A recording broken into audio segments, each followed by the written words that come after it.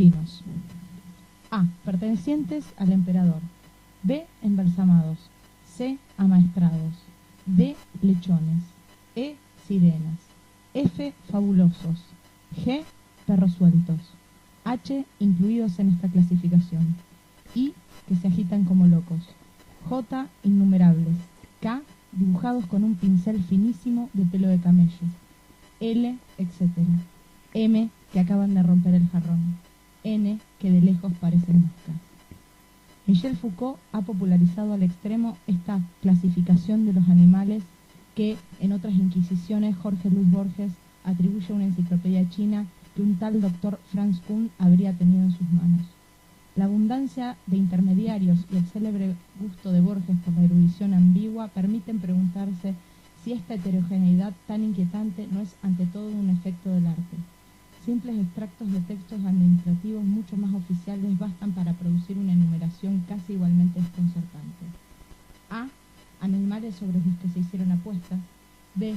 Animales cuya caza está prohibida desde el 1 de abril hasta el 15 de septiembre. C. Ballenas encalladas. D. Animales cuya entrada en el territorio nacional está sometida a cuarentena. E. Animales en corporeidad. F. Animales disecados. G. Etc. H.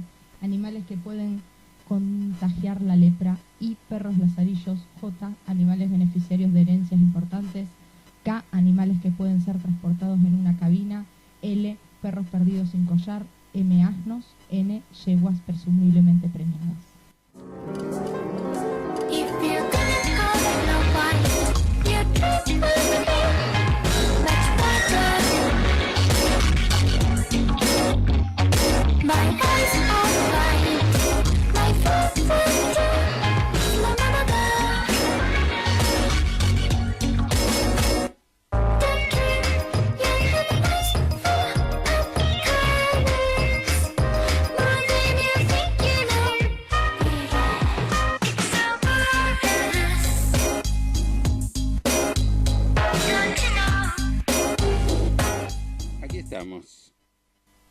Por la 92.1. Siempre quise decir eso, pero nunca pude. En realidad, gracias Richie por traernos este texto que nos introduce en el tema que queríamos trabajar hoy. Afortunadamente, Fede Gloriani, que nos invitó a este proyecto que nos encanta, hace años que queríamos hacer radio. De hecho, hace años que tenemos proyectos de radio. Y nunca, por supuesto, lo pudimos llevar adelante. Y afortunadamente, Fede Gloriani nos invita a este proyecto que está buenísimo, un poquito cálido, pero muy lindo, que creo que lo vamos a llamar cerveza caliente, porque hace calor, pero la cerveza está fría, que eso es importante. Como es esta fecha, ahora les voy a contar que coincide con una fecha muy especial para nosotros, entonces decidimos traer este tema y a este personaje que creo que en la medida en que sea conocido va a dar mucho que hablar en el mundo del arte.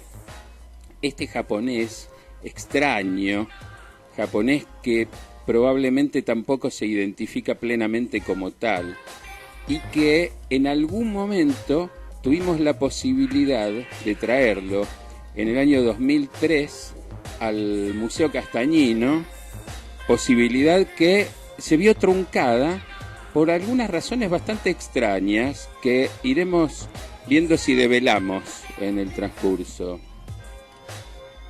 Para empezar, les quiero leer un texto, justamente el texto que había escrito como presentación de Aquinoa para su venida a Rosario, que al final jamás ocurrió. Aquinoa innata. De Aquinoa innata habría muchísimo para decir. Sin embargo, nos remitiremos a algunos hechos cruciales en su biografía. El primero y fundamental es el viaje desde Tokio, su ciudad natal, al Tíbet en busca de definiciones. Se traslada con algunos víveres y los materiales y herramientas para producir su arte. Hasta ese momento, Inata es dibujante y pintor. Una circunstancia fortuita marca su historia artística. Debido a la producción frenética y a que el frío intenso congela algunos materiales, ya no tiene con qué dibujar o pintar. Solo le quedan sus libros sobre arte.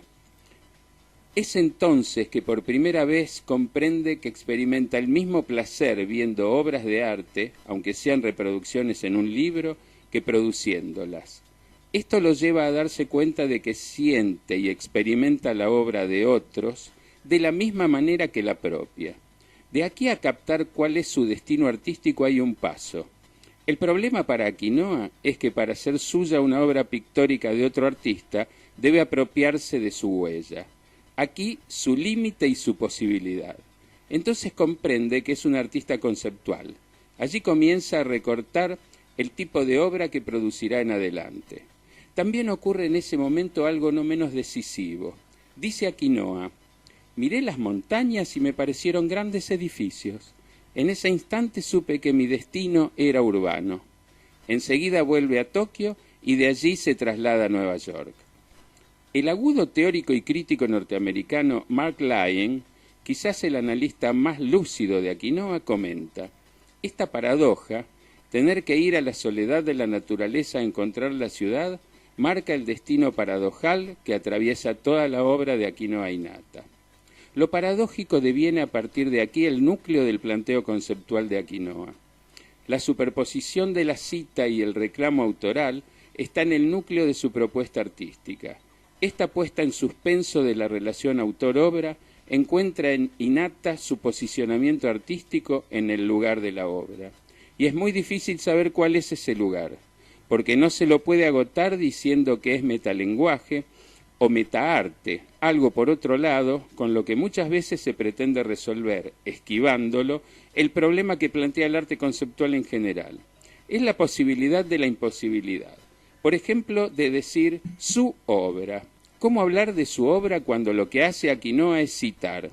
Y citar a grandes artistas y obras conocidísimas dentro del ámbito de lo que se ha denominado arte conceptual. ¿Habría que hablar aquí del concepto Foucaultiano de función autor? Sin embargo, hay una autoría, aunque tachada en el mismo momento de ser enunciada. Aquinoa Inata dice ser autor de la obra que produce, y desde cierto punto de vista lo es. Por otro lado, no produce nada que no haya sido hecho ya por otro. Nos preguntamos, y estaríamos en condiciones de afirmar que hasta ahora nadie ha hecho este planteo, por lo menos que nosotros sepamos, si el ser japonés, es decir, pertenecer a una cultura que, si bien ha adoptado ciertos componentes occidentales, proviene de lugares conceptuales muy diferentes en relación al pensamiento sobre el sujeto, el autor, la obra, no ha jugado un papel nuclear en este trayecto de Aquinoa. No lo podemos asegurar. Nos queda una obra, no sabemos si un autor.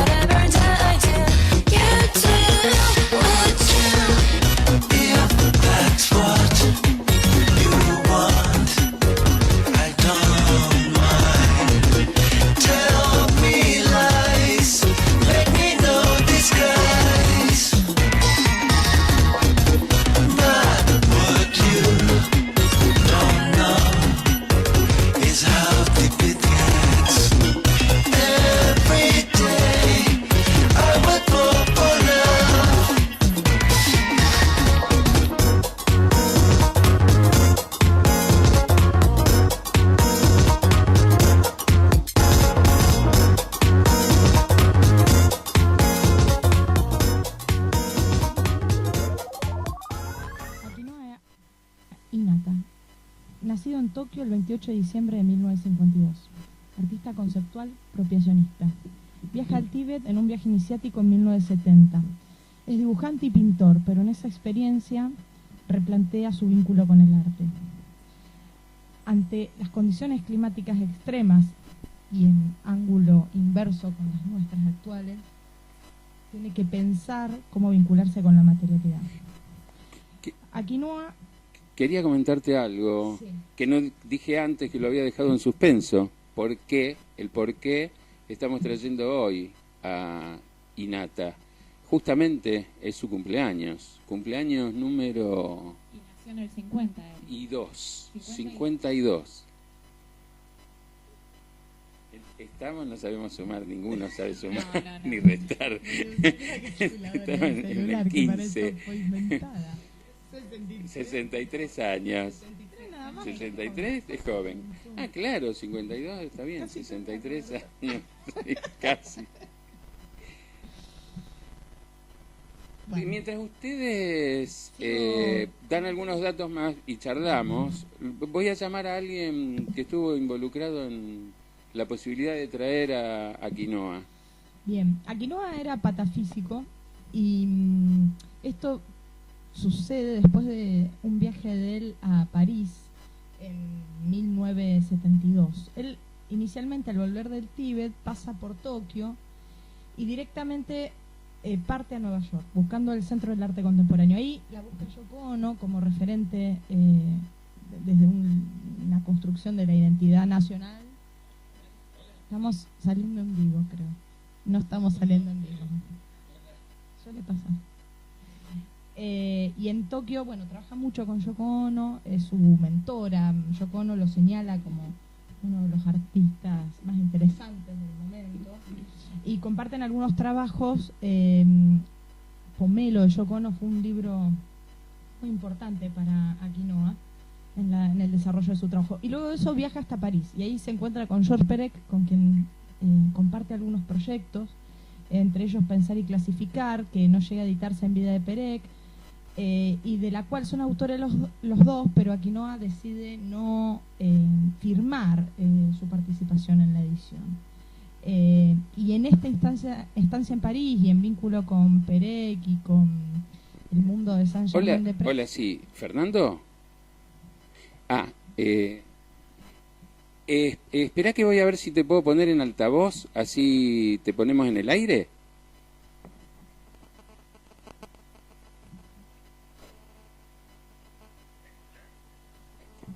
Te escuchamos. Te escuchamos, ¿eh? Fernando. ¿Cómo están? Bien, ¿vos? Sabemos que estás ocupado, que andás... ¿Estás en Buenos Aires, Fernando, en este momento?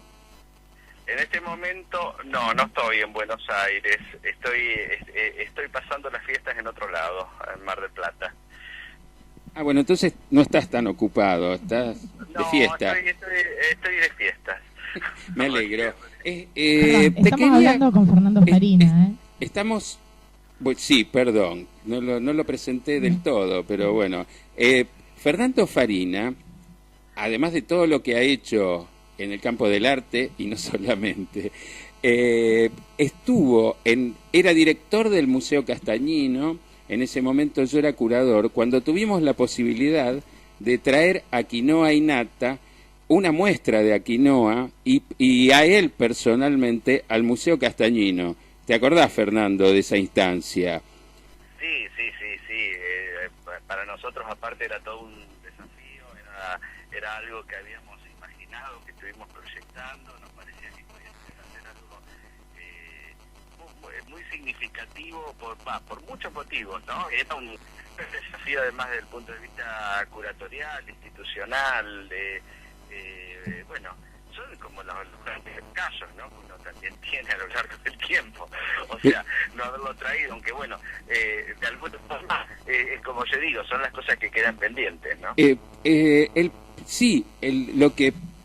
Lo que quería charlar con vos es que justamente cuando lo estábamos por traer, se produce supuestamente ese acontecimiento que hace que Aquinoa se desvanezca, que aparentemente él mismo deje de situarse en el circuito del arte y que nunca supimos por qué. Sí, en realidad eso no, o sea, yo tengo muchas hipótesis, pero la verdad es que no, es decir, no sé si el lugar de una radio es para hablarlo. Me parece que es como un lugar de reflexión. Lo que sí puedo llegar a decir, que a mí por lo menos, es decir, me generaba una gran fascinación en la acción de traerlo a Quinoa y de traer su obra. En realidad no sé si a Quinoa me interesaba puntualmente, ¿no? Es decir, de él como persona, o sea, más allá de que él era el artista de alguna manera, pero era la posibilidad de ver obras y de acercarnos a obras que de alguna manera que uno siempre sueña en encontrarse y que nosotros no podemos acceder por muchísimos motivos. Entonces, para mí era como algo extraordinario, era la posibilidad de encontrarse con alguien que nos traía la obra de otros, pero a través de él, ¿no? Eso, él, porque para nosotros había algo maravilloso, que era la posibilidad de tener incluso obras como puede ser la obra de Duchamp, la obra de Yoko Ono, pero había algo que lo hacía posible. En ese sentido, Inata, ¿qué era? Una especie de medium.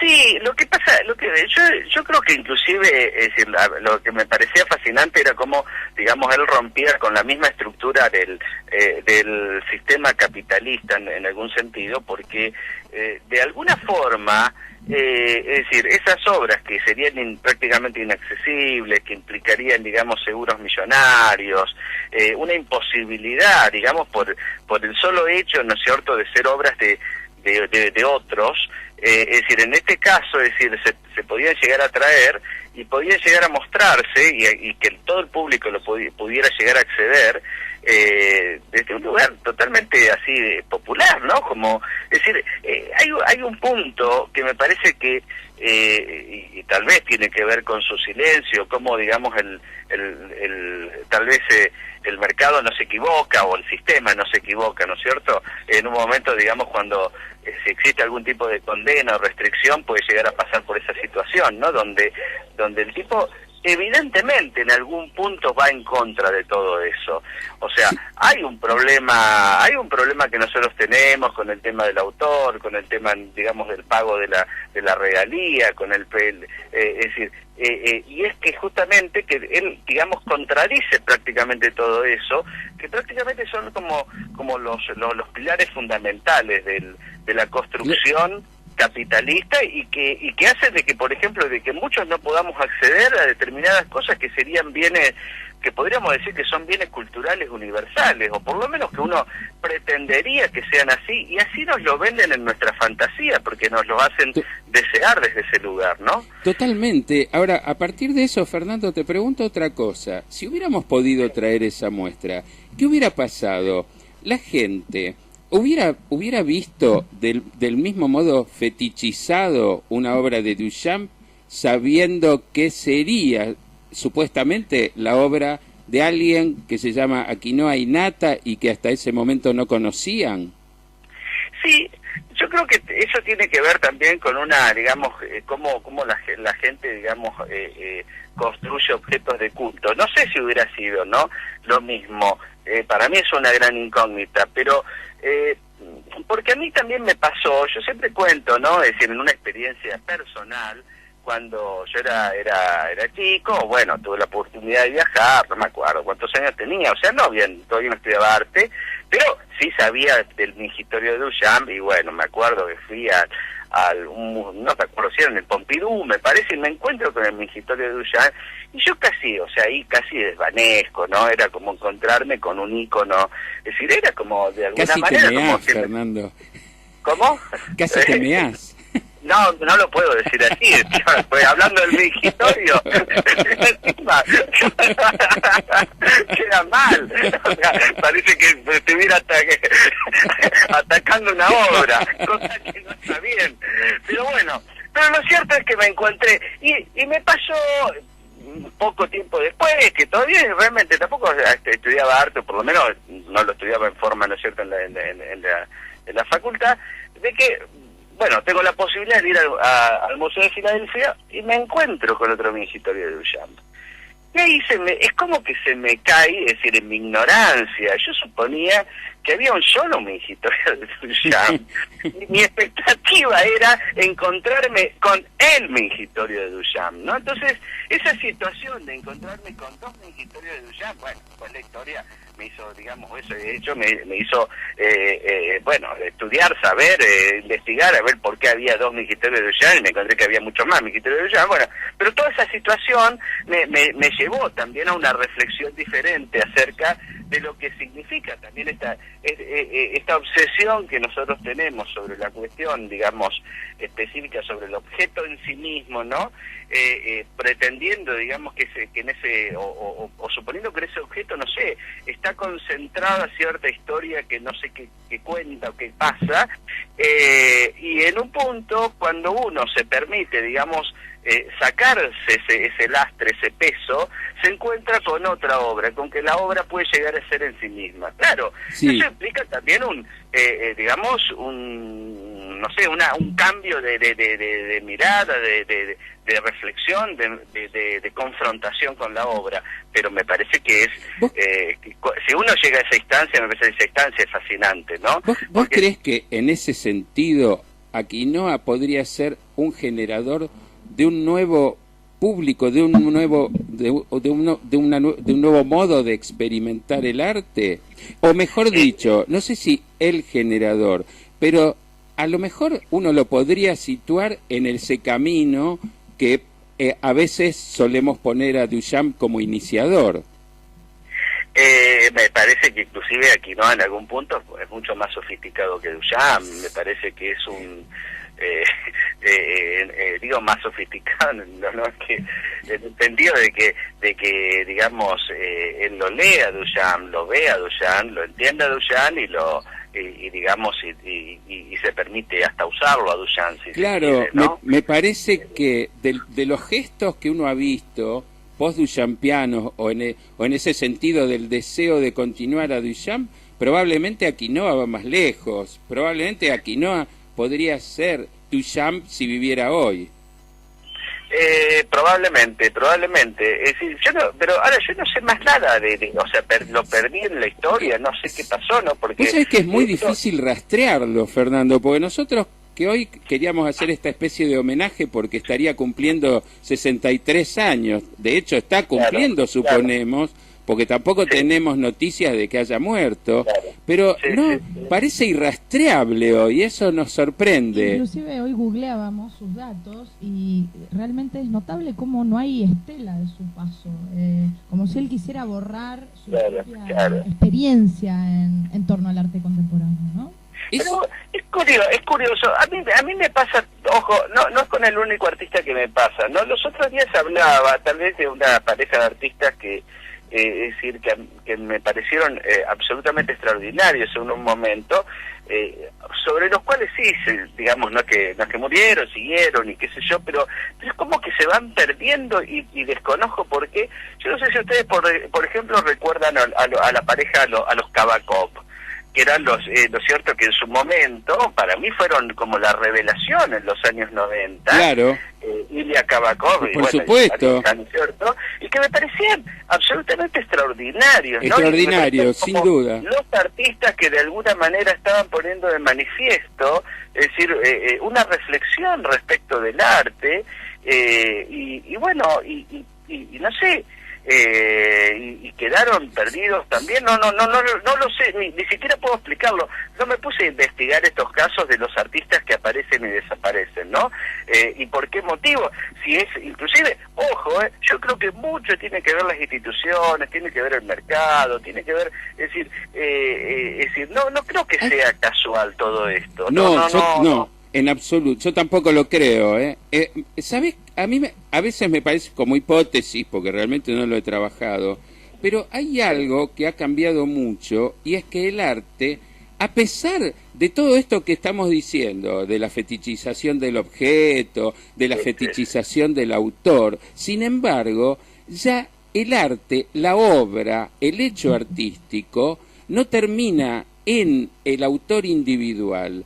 De hecho, me parece que el sistema, ese mismo sistema del que vos hablabas, hoy se nutre de un artista, mientras ese artista puede ser interesante para el sistema, y cuando deja de serlo, se terminó. No es que tiene que continuar como podía pasar en tiempos modernos de Picasso.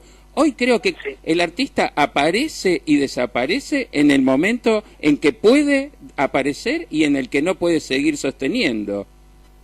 Sí, es probable, ¿eh? Es decir, lo que decís es como para pensarlo, porque aparte también es como que uno va viendo, y habrá que ver en qué medida eso se sostiene, como determinados, como por ejemplo el mismo sistema está en la búsqueda permanente, ¿no?, de nuevos artistas, de nuevas figuras, y cómo de alguna manera al mismo tiempo los va abandonando, triturando, los va dejando de alguna forma.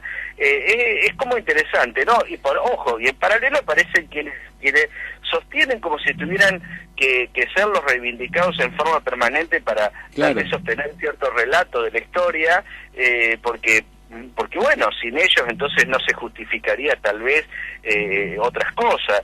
Me parece interesante el lugar que van ocupando estos distintos, es decir, los distintos artistas, pero cierto es que cada vez son menos los que se sostienen en ese sentido, ¿no? Hay un lugar que a mí me resulta como muy curioso, ¿no? Hay un recambio, digamos, permanente, donde uno va perdiendo ciertos nombres y bueno, tal vez, no sé, me resulta raro en estos casos porque supuestamente eran artistas que de alguna manera ya habían tenido como un lugar, es decir, habían ganado un espacio en la reflexión, pero bueno, es decir, no sé. Fernando, no lo sé.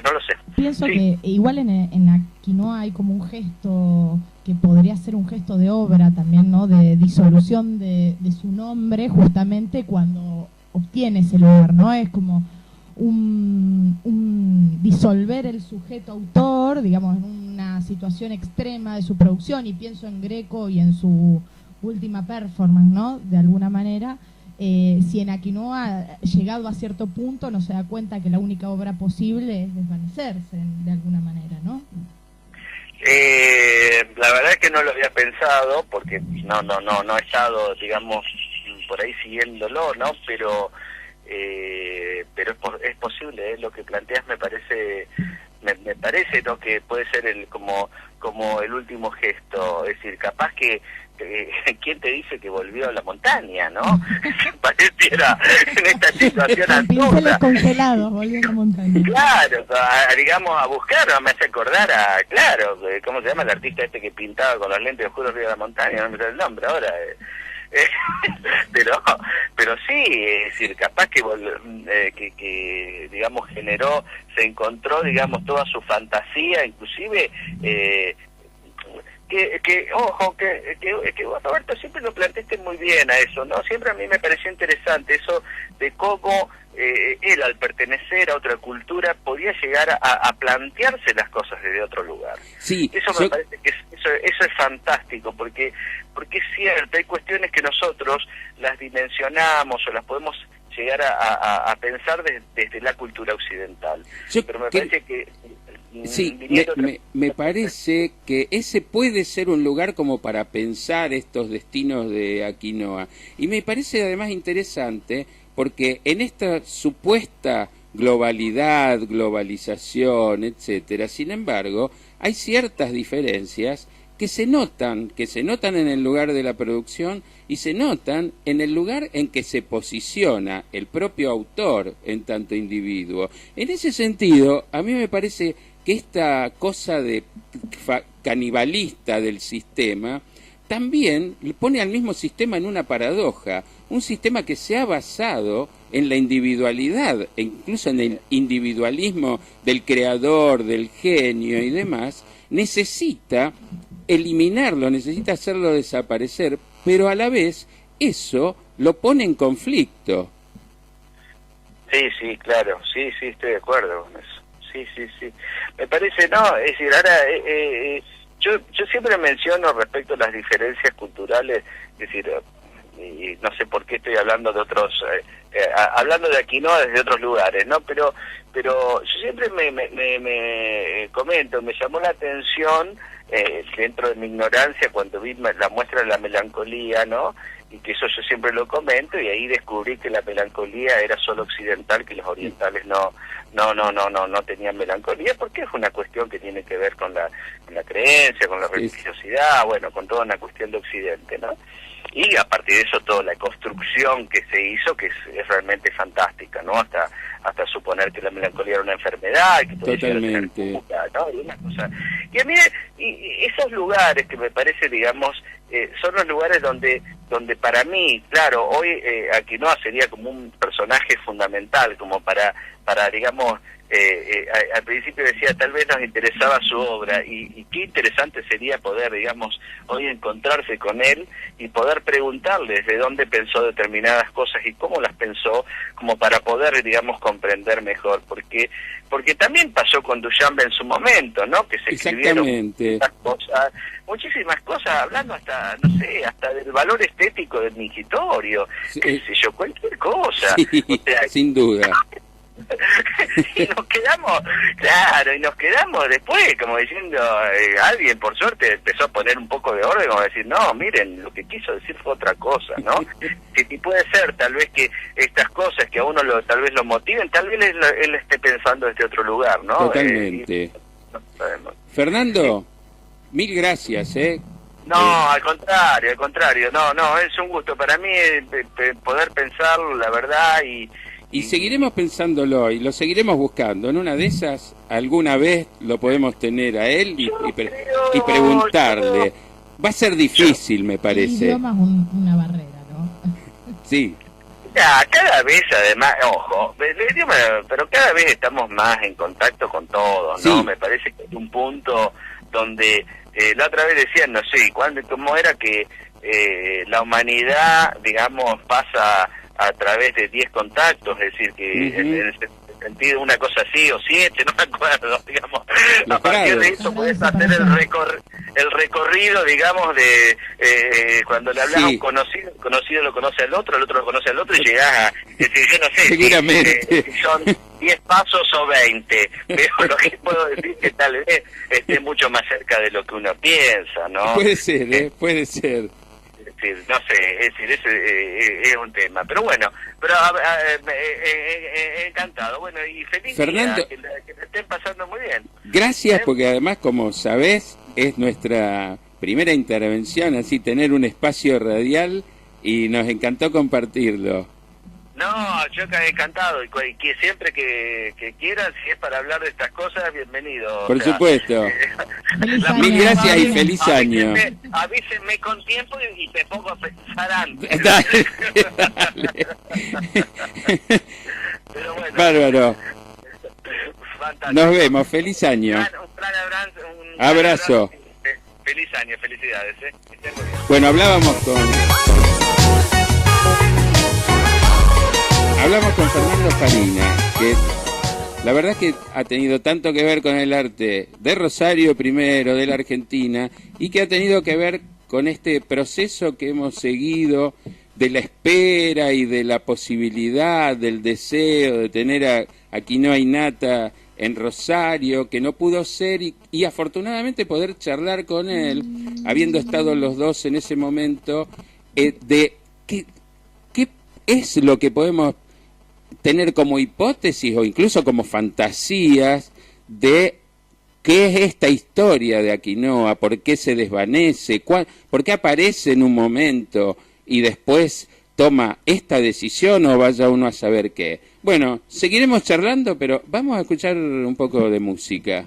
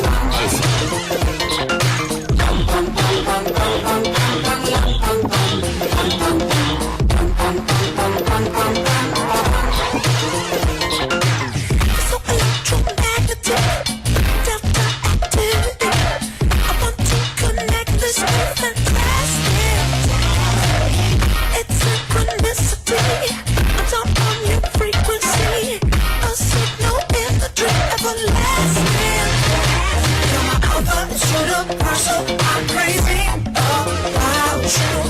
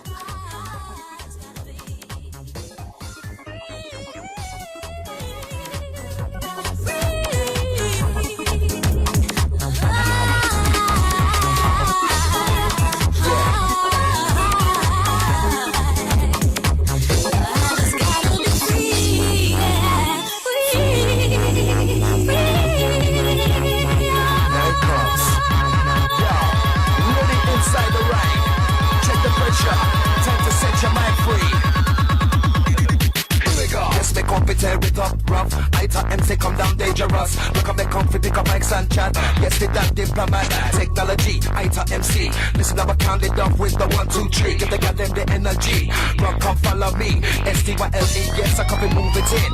Right from a dip, I'm on the same. Sit up on the rhythm like a lizard on a lip. Every time they choose my song, stop they talking. Right from the original vibe, check it out. Ink on the rough neck scalp inside the house. Time to set your mind free, free, free. Listen, I'm come down positive.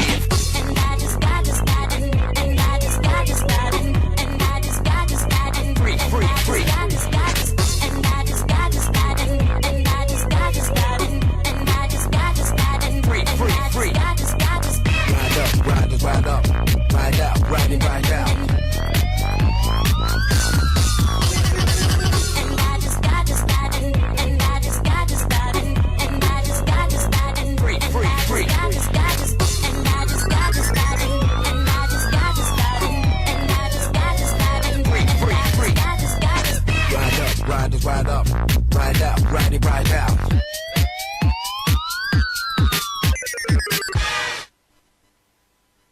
I want to relax, please. Okay. Will you register?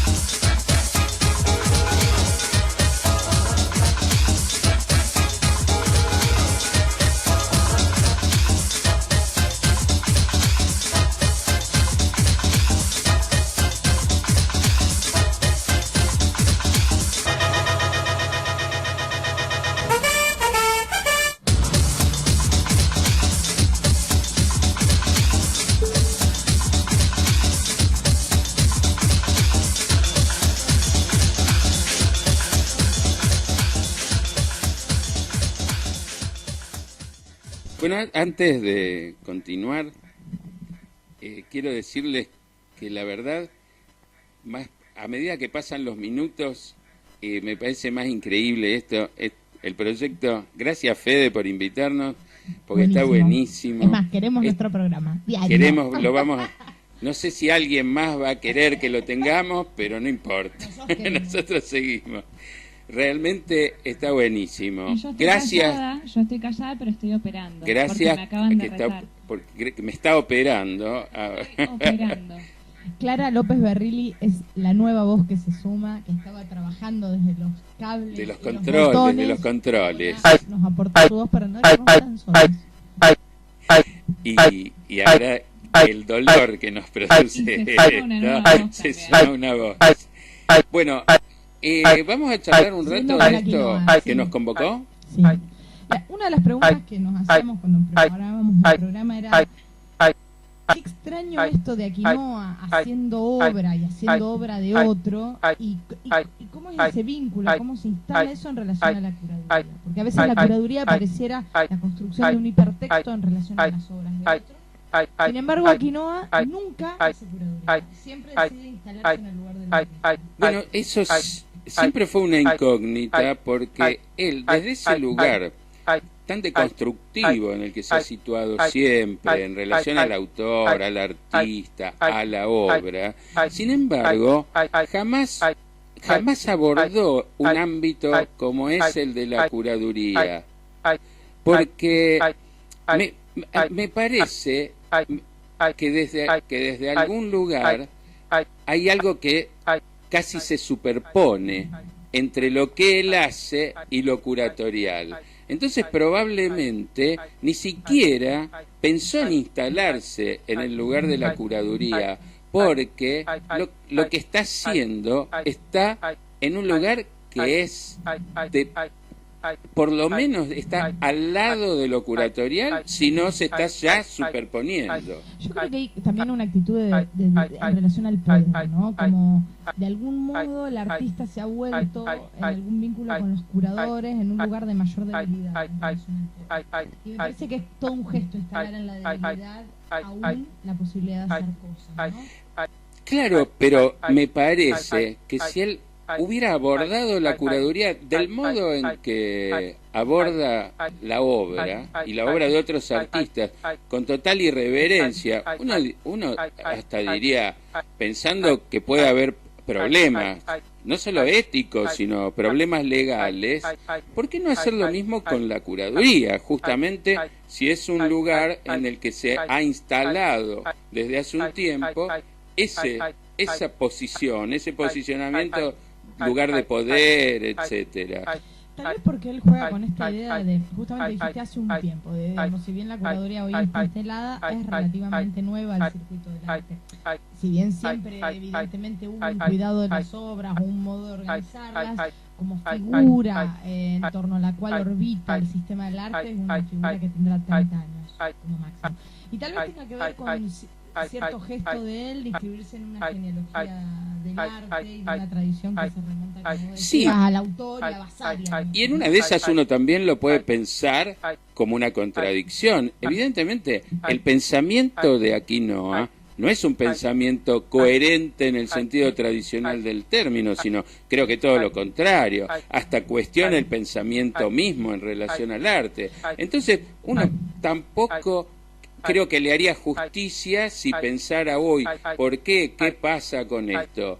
¿Es parte de ese pensamiento contradictorio o hasta diría casi paradójico de Aquinoa?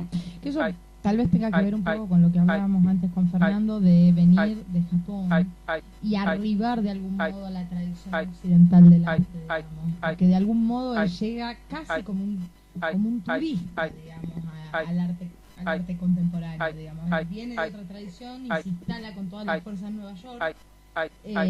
Y tal vez esta extrañeza de la distancia y a la vez la apropiación genera esta cuestión paradójica que a nosotros nos resulta paradójica y tal vez para él no lo sea, ¿no? Yo creo que lo que estaba bueno cuando charlábamos con Fernando es justamente que todo lo que estamos diciendo es algo que uno no sabe si ni siquiera se acerca al pensamiento de Aquinoa, porque es un pensamiento completamente occidental, el que nosotros podemos llegar a tener sobre él, tratando de atar algunos cabos en relación a lo que nos puede parecer entre saber y mito, lo que puede ser una cultura oriental, de la que estamos realmente lejos. Sí, y que él, por otra parte, se inserta en lo que sería una cultura occidental del arte. ¿Desde qué lugar? Es bastante difícil de elucidar. Sí, totalmente. Como vos decías, son como emergentes, las producciones son emergentes y nosotros estamos tendiendo puentes entre emergencias que son hipótesis instaladas a la vez también en cierta periferia del pensamiento occidental. Obviamente. Y ahí se entabla algo lindo, ¿no? Como bueno, Rosario pensando Japón. Está buenísimo que hayas mencionado eso, que creo Fernando incluso lo deslizó cuando dijo, bueno, pensando otro lugar, como diciendo, ¿y nosotros dónde estamos realmente? Pero eso también tiene que ver con pensar estos deslizamientos que ya hacen que probablemente una concepción como la de centro y periferia no pueda ser legítima en el sentido en que se podía haber planteado en los años 70. ¿Qué es hoy centro y periferia? Es algo que hay que empezar a desentrañar y a desenmarañar. Y por eso, justamente nosotros desde Rosario podemos estar pensando a un tipo que ni siquiera ahora sabemos dónde encontrarlo, que venía de Japón.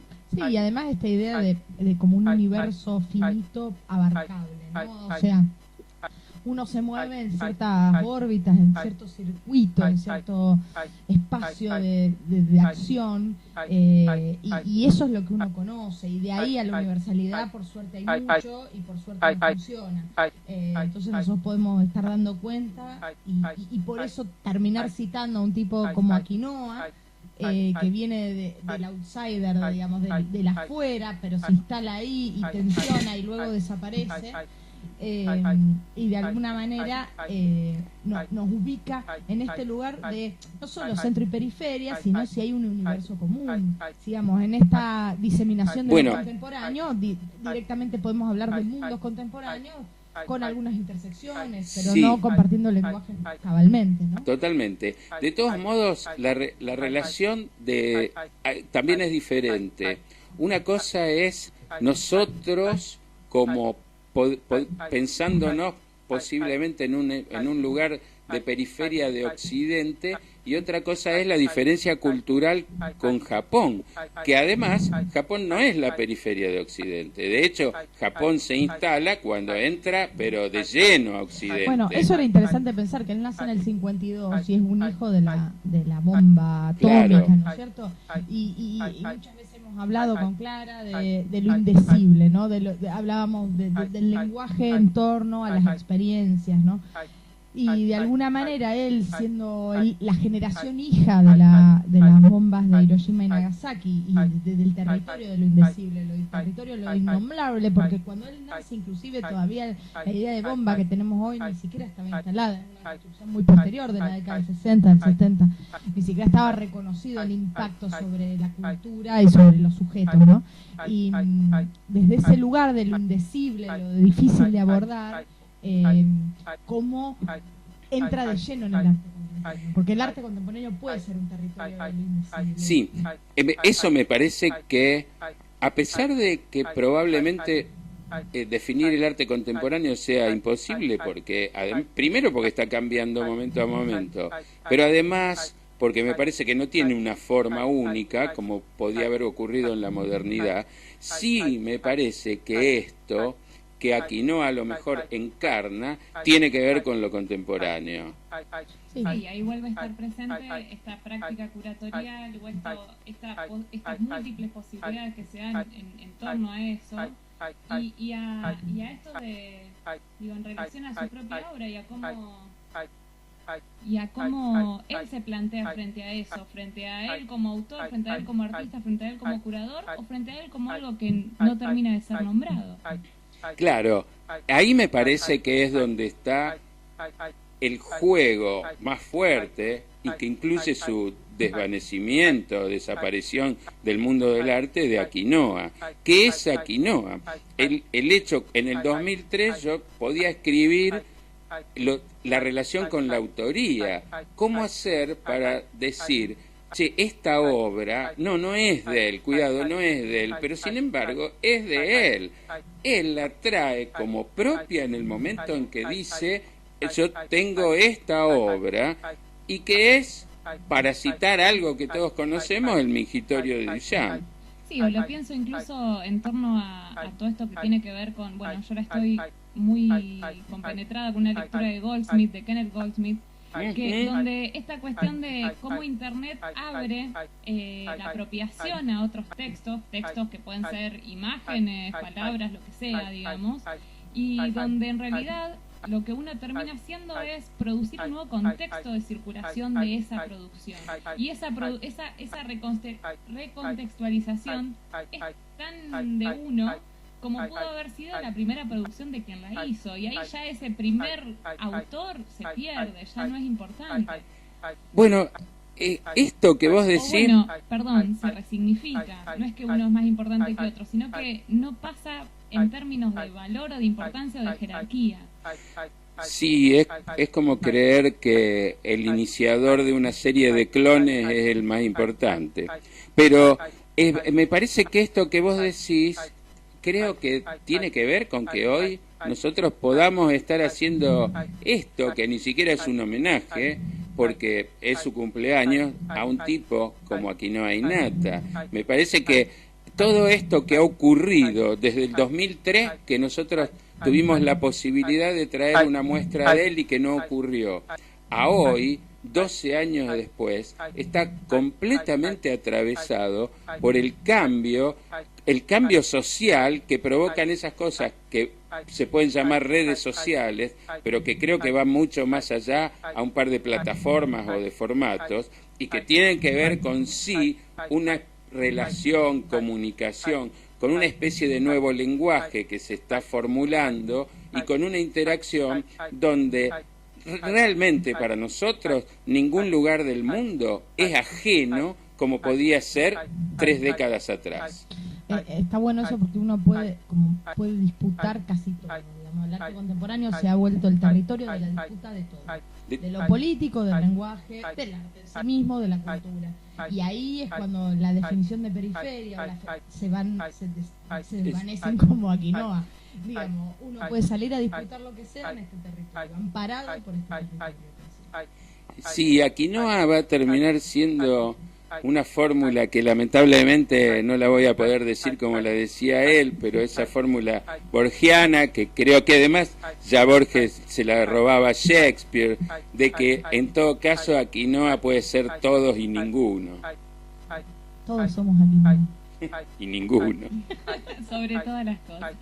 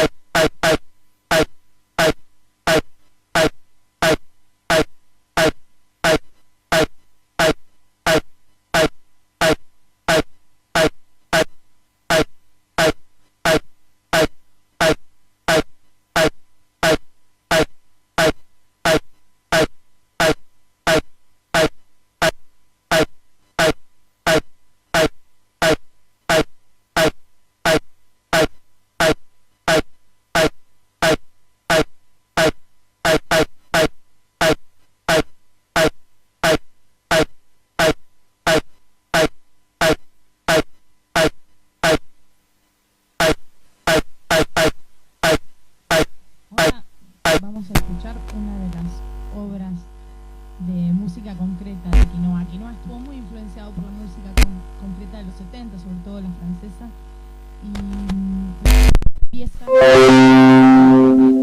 que él rescata o que él toma de este movimiento de música concreta de los 70.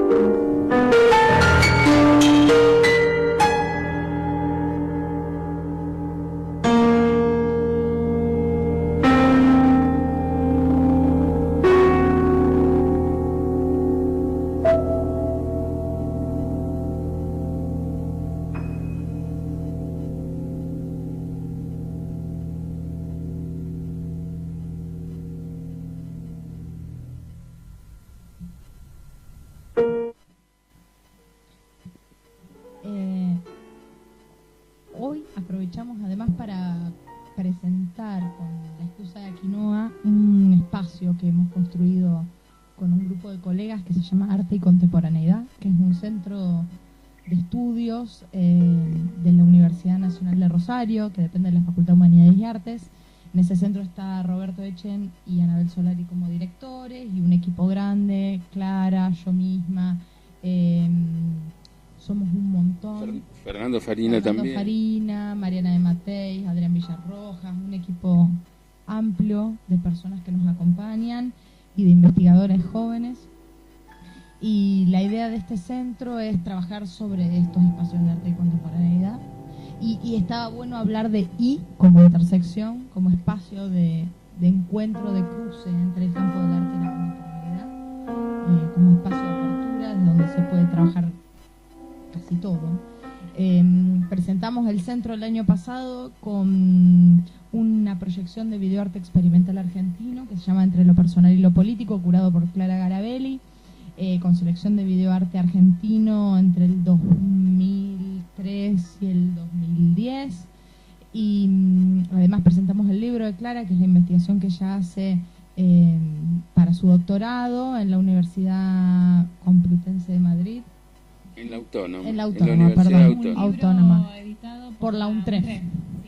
Que investiga justamente este núcleo de obras y este periodo de obras, este periodo de la producción argentina. Y Clara estuvo presentando el libro en el ECU y luego estuvo la proyección en la Facultad de Humanidades y Artes, en el edificio nuevo. Y la idea de Arte y Contemporaneidad es abordar todos estos problemas. Justamente acá tenemos el libro de ella, los recomendamos mucho porque además es un libro que, como está editado por EduTref, que es la editorial de la Universidad de UNTREF, es un libro muy accesible, es un libro que compila muchos años de producción, es un estudio exhaustivo del campo, de la disciplina, del lenguaje. Y allí, con estas dos actividades, la proyección de los videos y la presentación del libro, lanzamos Arte y Contemporaneidad, que tiene que ver un poco con encuadrar todas estas búsquedas y todas estas prácticas que nos parece que es pertinente que tengan un marco académico, o que al menos tengan un anclaje académico. Y de alguna manera Aquinoa es un personaje que desde AIC tenemos muchas ganas de investigar y sobre todo difundir y debatir. Sí, y sobre todo desde ese I, porque probablemente Aquinoa también esté en ese entre arte y pensar lo contemporáneo, que no necesariamente quiere decir pensar el arte contemporáneo, sino que quiere decir cuáles son las relaciones, los vínculos, las articulaciones, las diferencias, los lugares donde parece que hace ruido o no se encuentran el arte y lo que nos pasa en este momento, que es el que vivimos nosotros. Si alguno en algún momento encuentra, si alguien de quienes nos están escuchando, más allá de nuestras familias también, se encuentra con algún dato de Aquinoa innata y nos lo quiere hacer saber, tenemos una dirección de correo electrónico, info@arteycontemporaneidad, todo junto, .org, info@arteycontemporaneidad.org. Cualquier noticia nos lo pueden hacer saber a esa dirección. Sí, y cualquier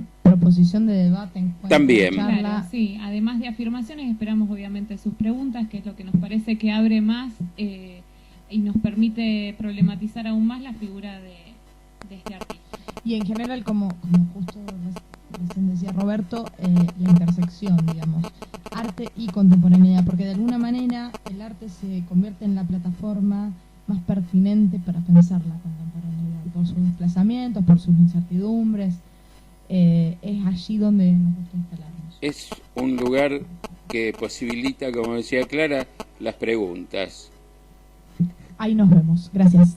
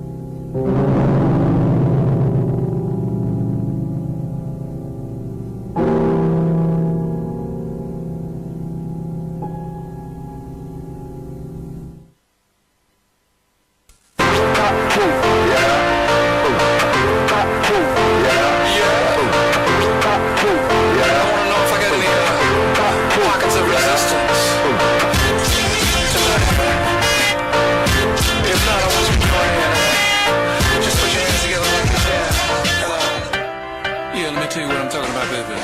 Some people call me the space cowboy, and some people call me the gangster of love. Yeah, and some people walking around calling me Maurice, 'cause I speak of the pompatus of love. Oh, yeah, have no fear, my dear. People talk about me, baby, talk about me bad too. They say I'm doing you wrong, doing you wrong, doing you wrong. Well, don't let that worry you, baby, oh baby bubble, 'cause I'm right here, right here, right here, right here at home. Everybody, and I want you to know, baby, 'cause I'm a picker, I'm a winner, I'm a lover, and I'm a sinner. I'll play my music in the sun. I'm a joker, I'm a smoker, I'm a midnight toker. I get my loving on the run. Oh, the joker's gone, baby. Follow me. You know I really want you for your company. Even though I'm attached to you physically, my computer mechanism wants you mentally. You know I really want you for your company. Yeah, Bubba. Yeah. Well, you're the cutest thing that I ever did see. I really love your peaches. I wanna shake your tree. I love you, dubby, all the time. Oh, wait, baby, I'm gonna show you a good time, baby. 'Cause I'm a picker, I'm a winner, I'm a lover, and I'm a sinner. I'll play my music in the sun. I'm a joker, I'm a smoker, I'm a midnight toker. I sure don't want to hurt no one. But Joker is wild. Yeah, baby. You know he's got a lot of style. Yeah, baby. Sweat me off my feet. Yeah, baby. You know he's gotta be the freak of the week.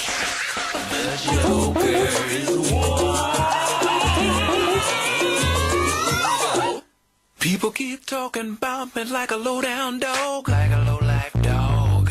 They say I'm doing you wrong, doing you wrong, doing you wrong. Well, don't you know, don't you worry about a thing, pretty mama. Because I'm right here, right here, right here, singing all along. Yeah, baby. You're the cutest thing I ever did see.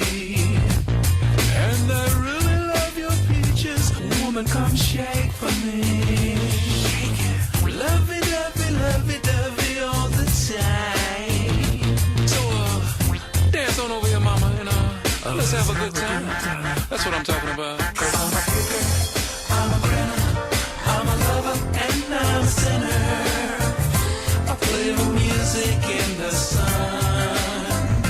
Yeah, baby. I'm a joker, I'm a smoker, and I'm a for shizzle dizzle, my nizzle fizzle dizzle. I'm here all of my watch out now.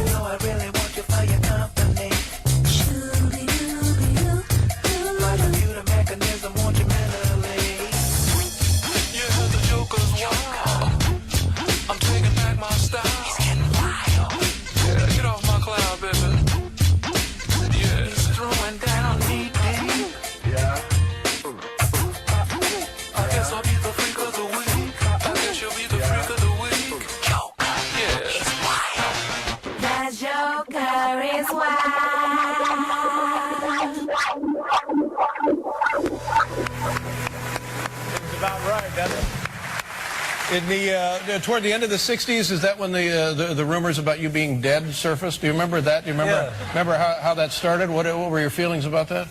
What happened? Yeah, my feelings.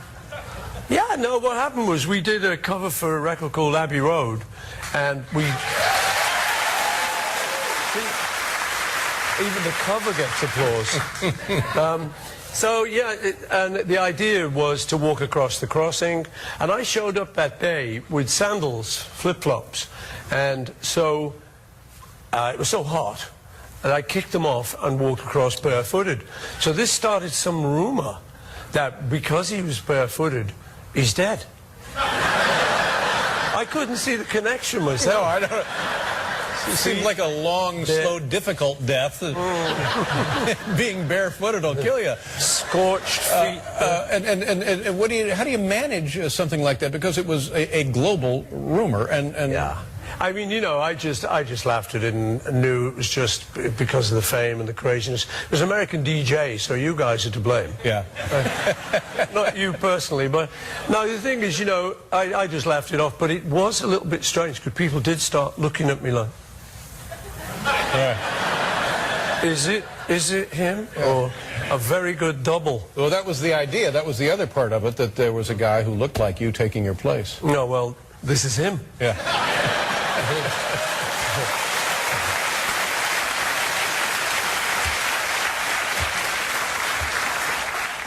Or is it? When you were young and your heart was an open book, you used to say, live and let live. You know you did, you know you did, you know you did. But if this ever-changing world in which we live in makes you give in a cry, say live and let die.